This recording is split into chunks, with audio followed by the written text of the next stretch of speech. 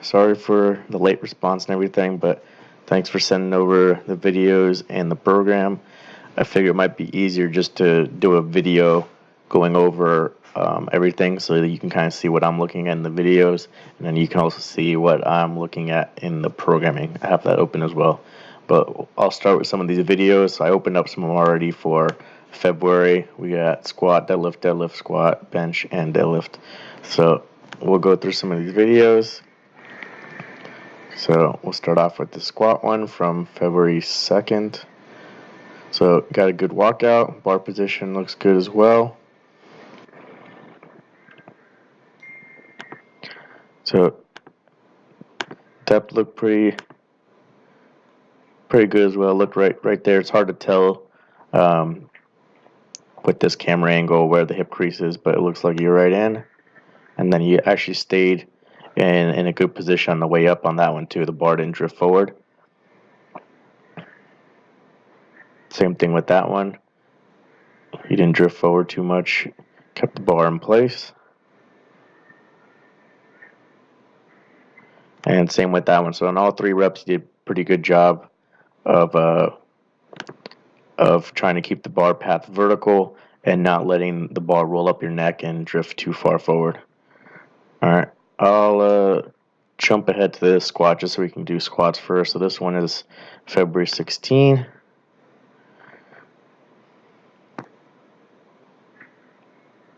So again, that was a good unrack, walkout, only 3 steps needed.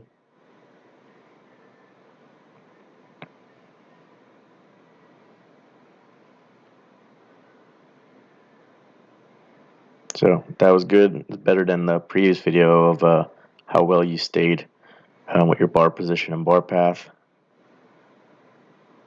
And that one looked good too. That one, it looked like the bar maybe started rolling up on you a little bit. So right there, it started rolling up on you a little bit, and you can even see the plates. The plates are even spinning from it rolling up on you. So it drifted maybe a little forward on the second rep, but that first rep looked the best out of all the squats. So you're definitely improving, keeping the bar in the low bar position and keeping it tight, and then keeping your bar path vertical and not letting it drift forward. So you just have to keep practicing that and with heavier weights, and you'll just get better at it over time. So we'll go over now to this bench video from the 16th.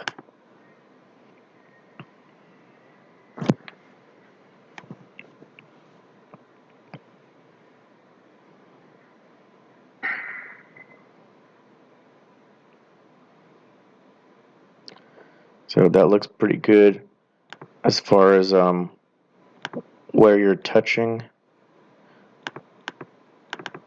and keeping the elbows underneath. So we can't see the wrist too much, but it looks like the wrists are straight and underneath the bar. And then here you can see the elbow is underneath the bar, so you're not excessively tucking to where you're here and you're not excessively out here. So good position.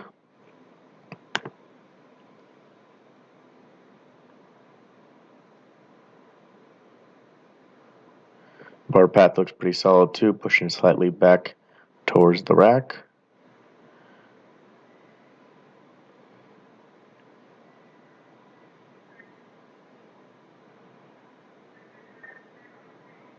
Good fight on that last rep, so pretty good set.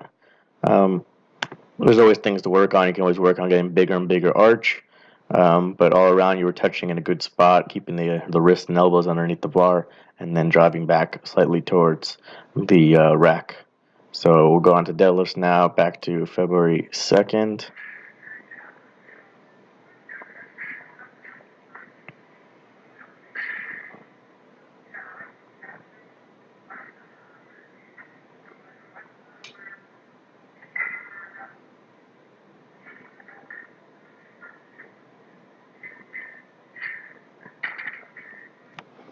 So that was a pretty good rep. When you went down, the bar rolled forward a little bit, but you waited and stayed patient until the bar came back to your legs and then pulled. So that was good. You didn't pull too early and have the bar in front of your toes when you went to go pull.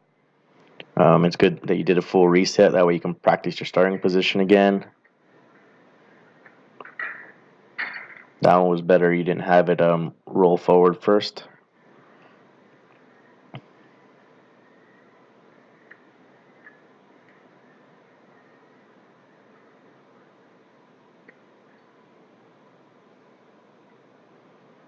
And that one was pretty good too.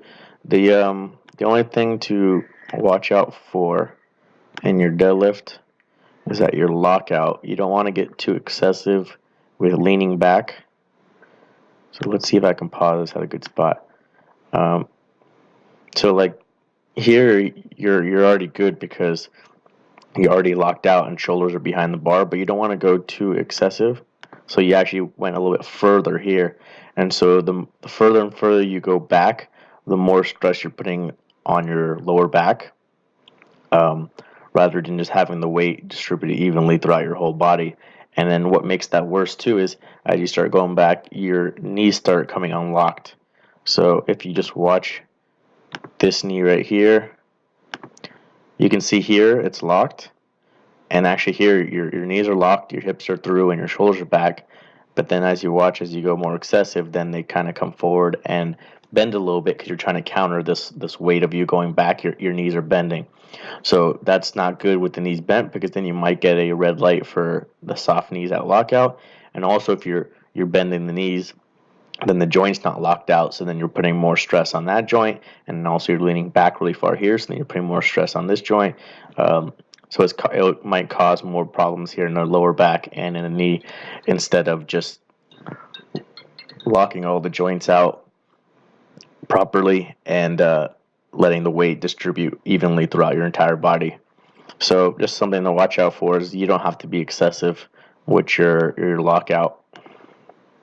So right there is good, and then you went back further, and even the first shot I showed, if I can get there again, I mean right there, your knees are locked out, hips are through, shoulders are back, you're erect, and you could even stop there and a referee would give you a good lift. So you don't have to do this excessive lean back. Let's go to our next video. Let's see if we have the same issue with that one.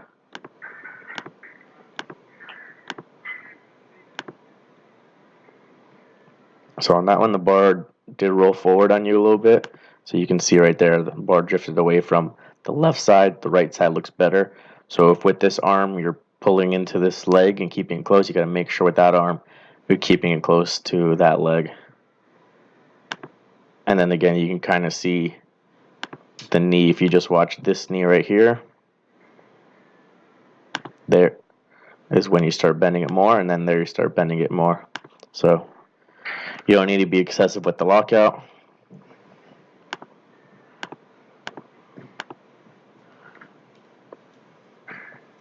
That one, you kept the bar closer to your legs, especially on that side. So that was better than the first rep as far as keeping the bar close to the legs. Same thing though with the lockout, was a little excessive, more than you need for a competition.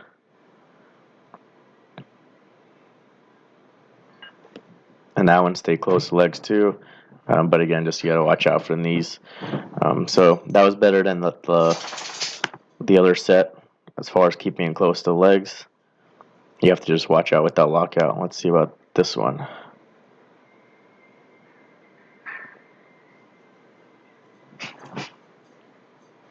So that one you can see the bar rolled forward on you a little bit, and then you didn't pull it back in.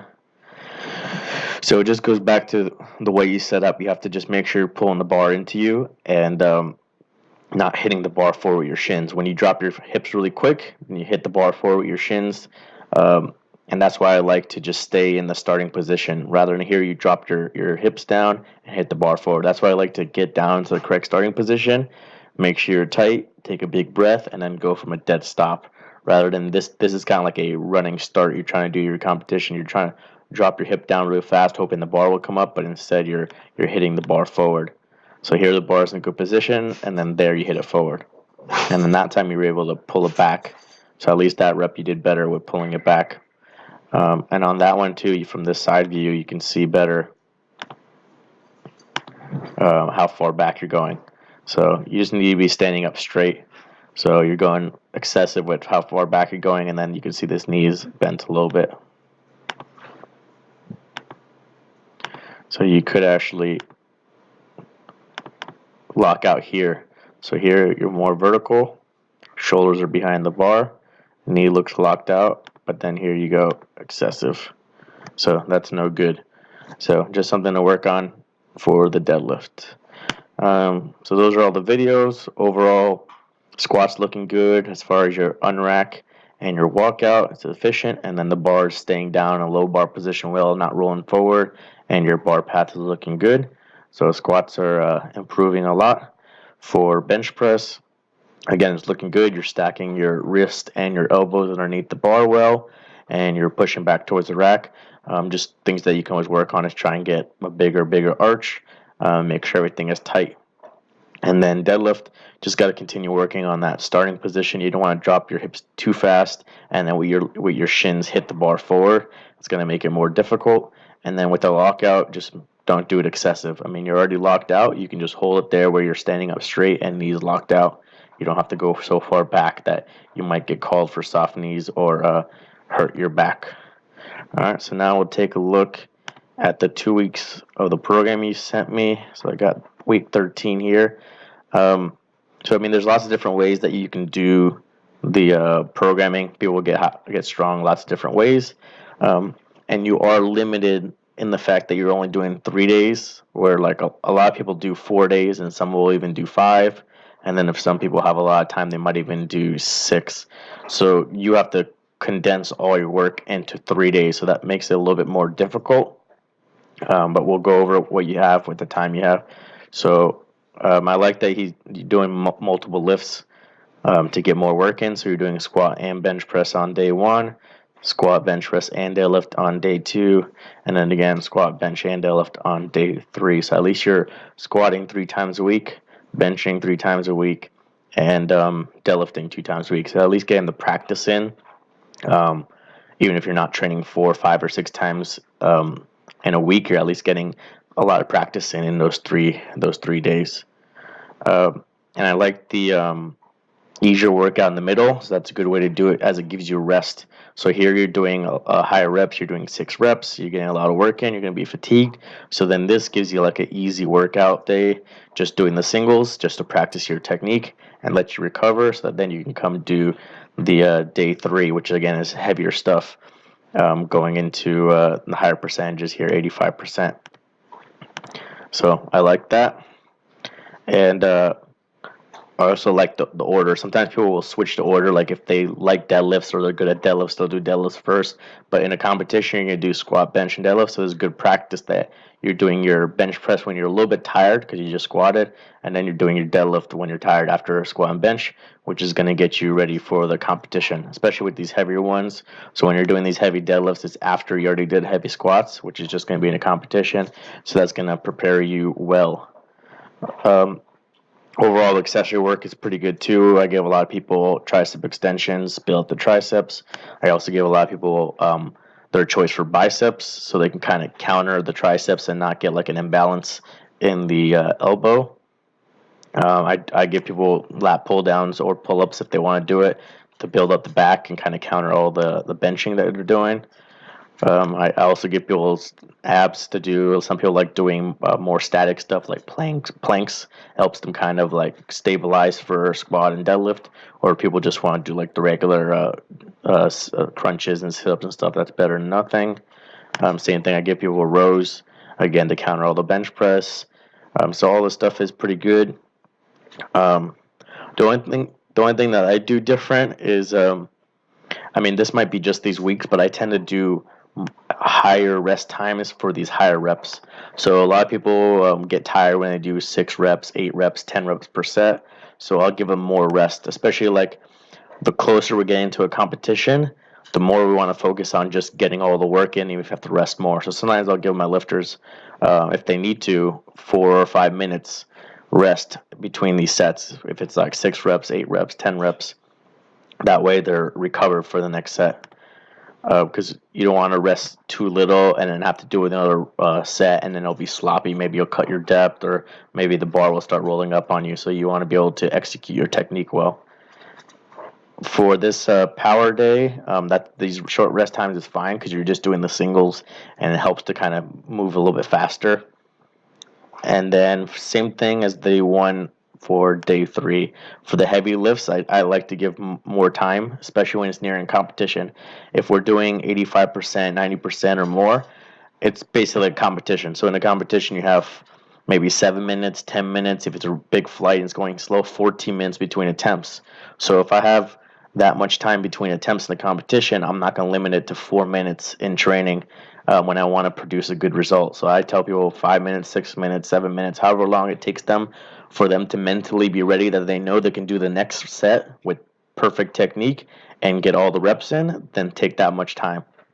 Um, Especially if you're always training where you're doing here 3 minutes, here you're doing 2 minutes, 3 minutes, here you're doing 4 minutes, and you're moving fast, then you go to a competition and you're waiting 10 minutes, 12 minutes, then you feel like you're not prepared for it and you get anxious and you feel like you're going to get cold and you need to warm up again.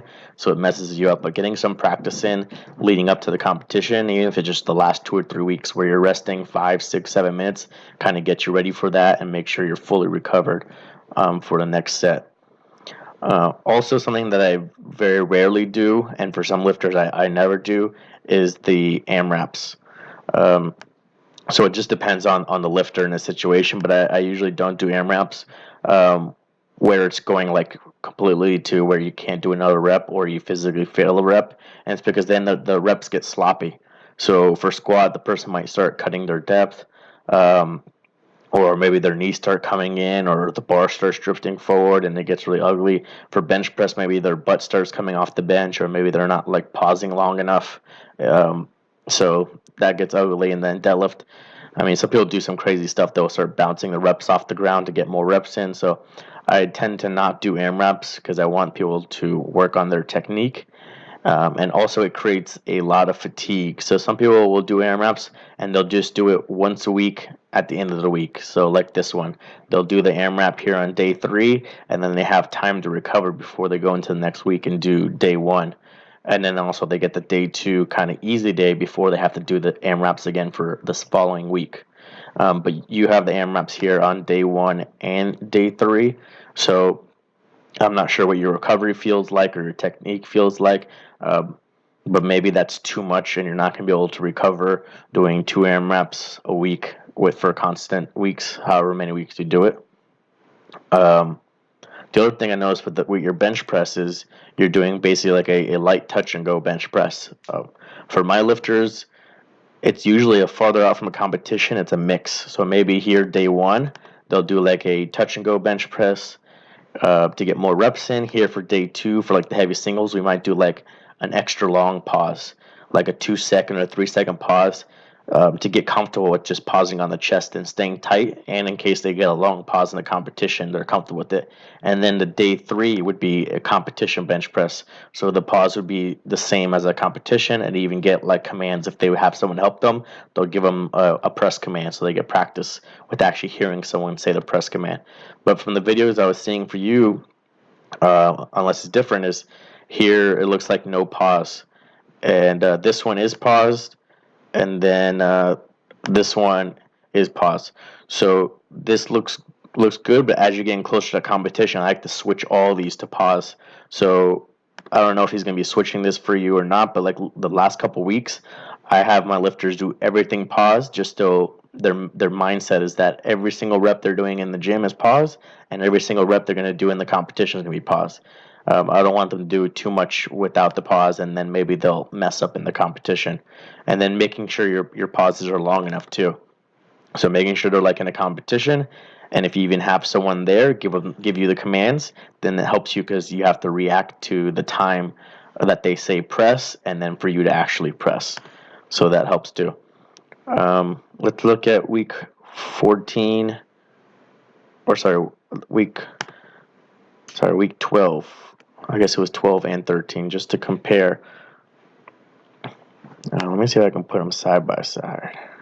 There we go. So the other thing I noticed, and I'm not sure it's for all the training or not, but you're doing the same number of reps for these 2 weeks. So here you're doing 6 rep sets, and here you're doing 6 rep sets, and the accessory 10, 12, 12, here 10, 12, 12.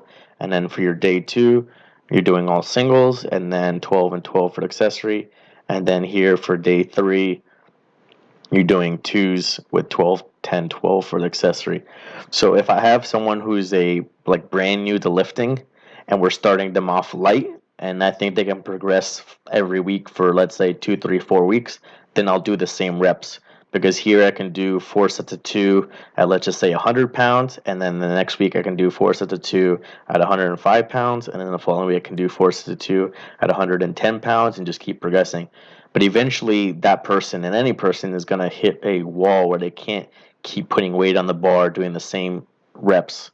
So then what I like to do for lifters is to change the number of reps they're doing from week to week. So what I might have is like a week 1, they'll be doing here 3 reps, and then week 2 here they'll be doing 2 reps, and then maybe week 3 we'll go back to 3 reps, and then week 4 maybe we'll go back to 2 reps. Or maybe even if I don't think they can progress again coming back the week 3, then maybe we'll do 3s, and then we'll do 2s, and then we'll do 4s, and then maybe come back to 3s on week 4. But just having that variation lets you train with different rep ranges, lets you train with different weights, and lets you progress. Because if you're just constantly doing these same reps and you're hitting the same weights and not progressing, then it's harder to it's obviously harder to progress, but it's hard to feel like that you're actually like doing well and hitting PRs and that kind of stuff like that. So I like to adjust the reps on a weekly basis. And also lets you, like I said, work with heavier weights, so then you'll be able to get higher than 85% because maybe you'll be doing singles at 90% and getting that practice in.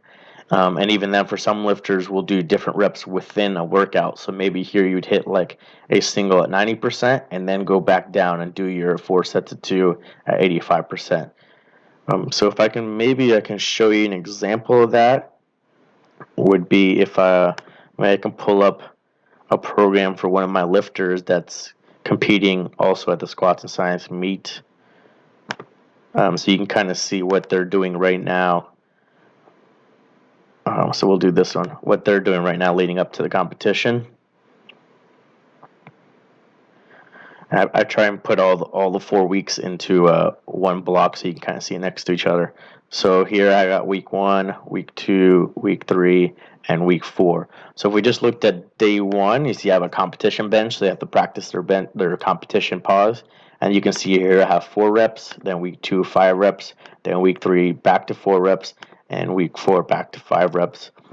And then this would be like their middle day. So again, they're practicing competition bench, and that's switching to 4s, 3s, 4s, 3s. And then here is their most important day leading up to the competition. Day 4 for squat and deadlift, and here day 5 for bench press. So this would be like your strength day. So you can see I have them doing like a single at 93%, and then doubles at 90%, and then triples at 86%. So they're doing different rep ranges within the program, within the week. And then here in the following week, we might do the single again, doubles, but then this time we're doing 4s. And then here we're coming back doing a single and then doing 3s. And then here we're doing just doubles and triples and taking the single out. So you can see how we're varying the stuff. And same thing for squat and deadlift. So here, like squat, we're doing a single and then doubles. Here we're doing a double and then triples. And then here we're going back to a single and a double. And then here we're going back to doubles and triples. So we're changing up the rep ranges to allow them to progress from week to week, because if I had just put here doubles, doubles, doubles, doubles, they might just keep hitting the same weight, or maybe they'll get tired and start hitting less weight, and we wouldn't be able to progress. But here I can do like a single at 230, and here I can do a single at 235.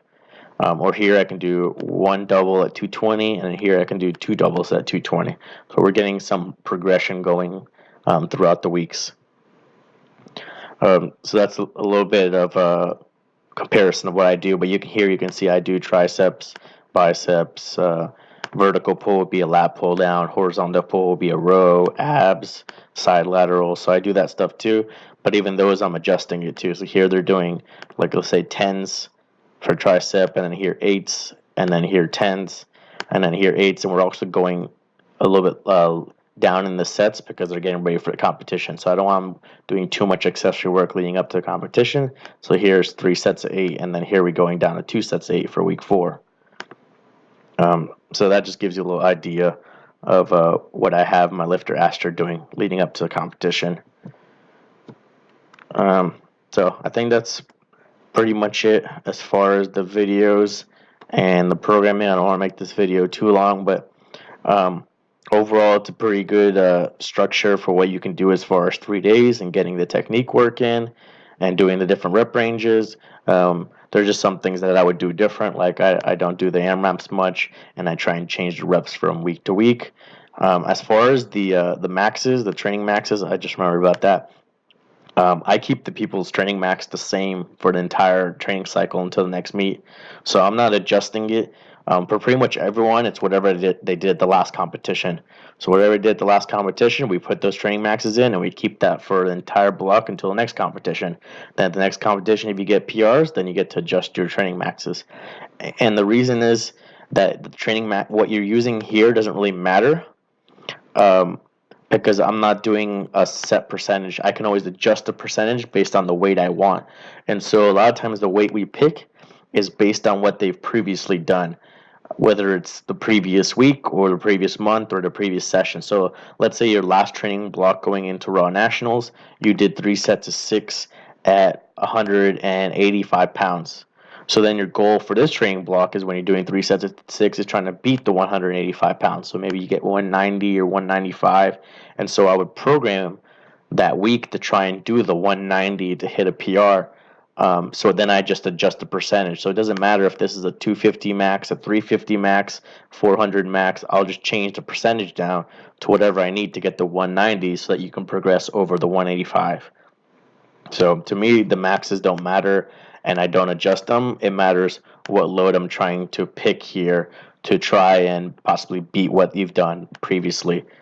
So that's why if you go back here to Astra's program, you'll see very like random percentages like 84, 89, 83, 86, and 92. And that's just because we're looking at what she did the previous block. So if going into Raw National, she did doubles at 210, well, then the goal this time is to do 215.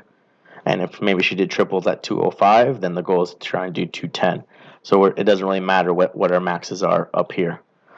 All right. I hope that helps you out. I think that's everything as far as the technique for your lifts and the programming. Your body weight's looking great. So you're good on that. As far as the qualifying total, too, I'm trying to remember what you hit at the last competition. So you hit 295 and 315 at your last two competitions.